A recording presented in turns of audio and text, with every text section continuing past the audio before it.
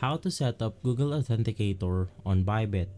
This is a step-by-step video so you can follow easily.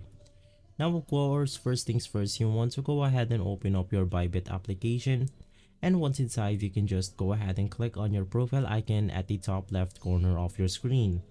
Once inside, you want to navigate through security, and from here you can then go ahead and see the Google 2FA authentication.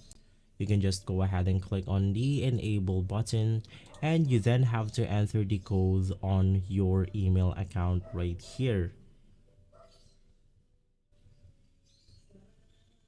Right after that, you want to go ahead and click on continue, copy the key for the Authenticator app, and from here you can then go ahead and click on the plus icon, enter the setup key, and once inside, you can then go ahead and enter any account name right here.